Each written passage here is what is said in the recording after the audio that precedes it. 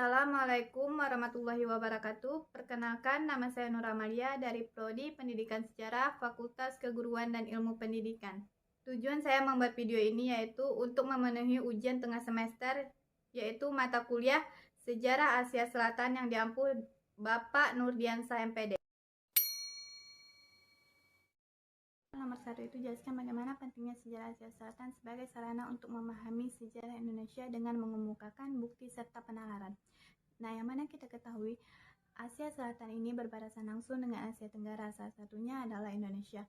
Hubungan dengan negara Asia Selatan telah terjalin sejak masa kerajaan tradisional, di mana animisme dan imanisme pada masa itu masih sangat kental. Nah, negara Asia Selatan ini seperti India sebagai pusat Hindu-Buddha menjalin hubungan dagang dengan Indonesia pada masa kerajaan tradisional tersebut, sehingga pengaruh Hindu-Buddha masuk ke Indonesia dan berakulturasi dengan budaya lokal. Berbagai kebudayaan Indonesia seperti penggunaan huruf Pallawa, bahasa Sanskerta, sistem kepercayaan, sertifikasi sosial, dan budaya tumbuh subur pada masa itu.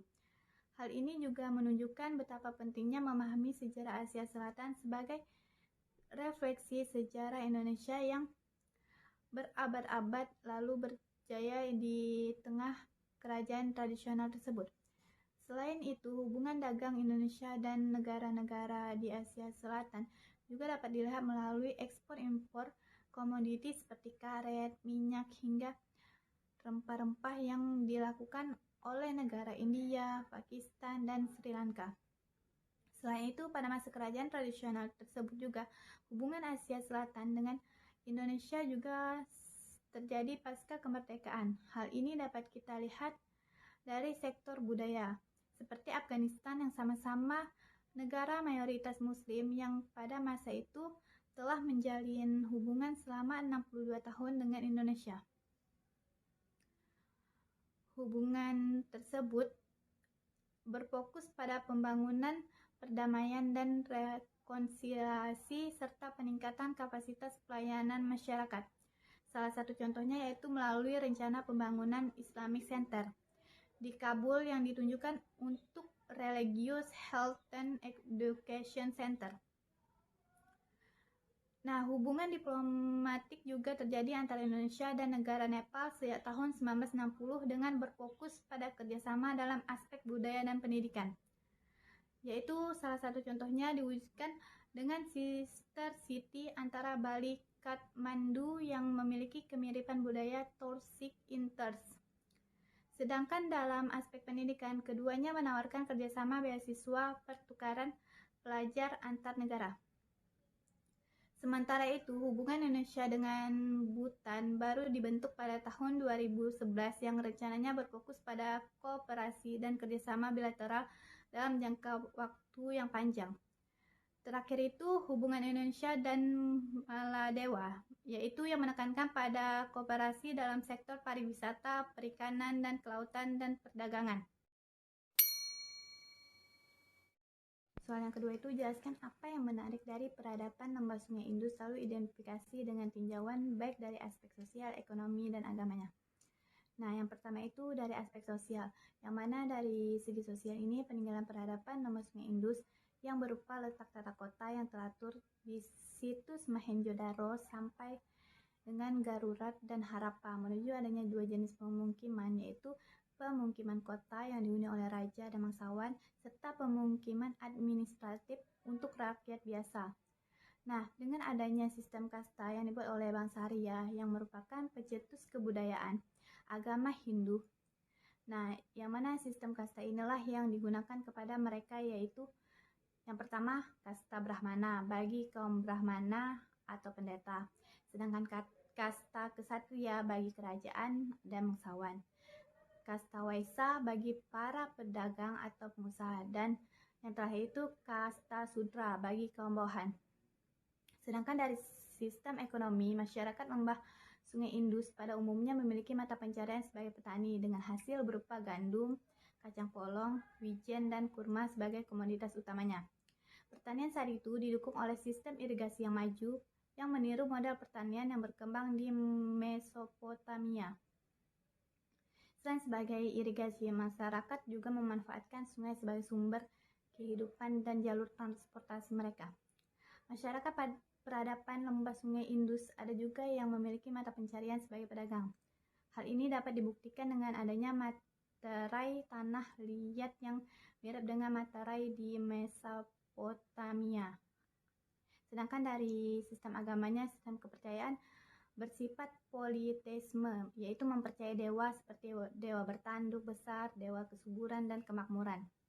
Mempercayai binatang seperti buaya dan gajah, serta menyembah pohon seperti pipal atau pohon beringin.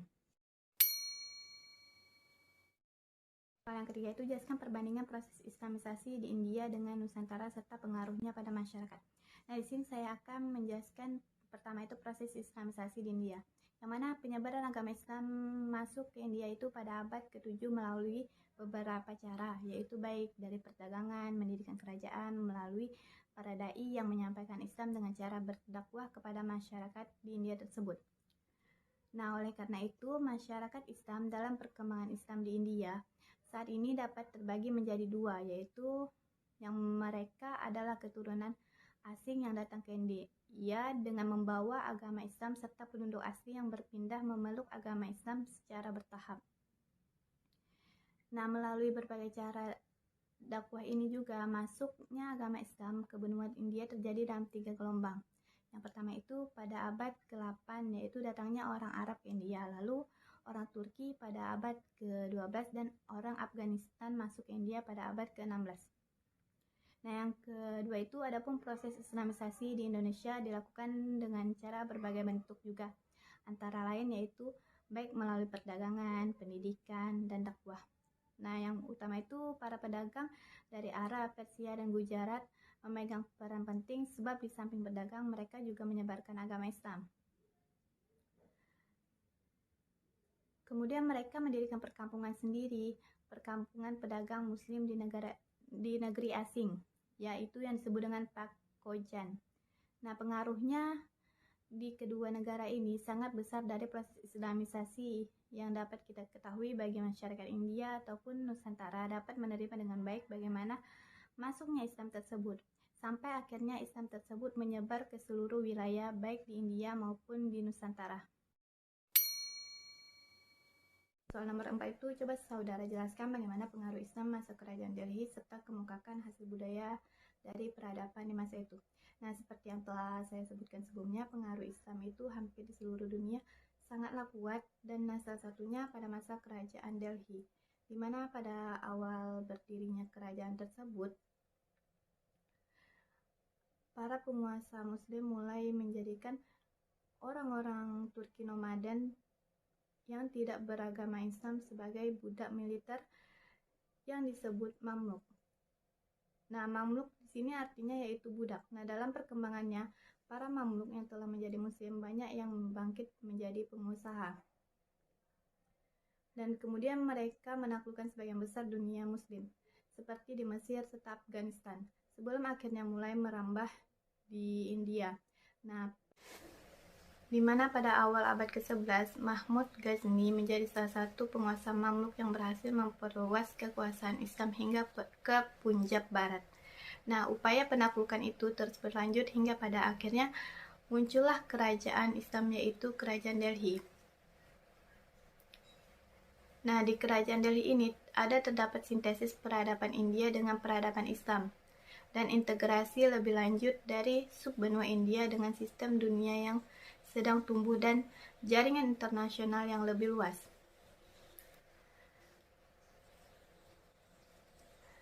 Yang mencakup sebagian besar Afro-Eurasia dan pastinya memiliki dampak yang lebih signifikan pada budaya dan masyarakat India tersebut.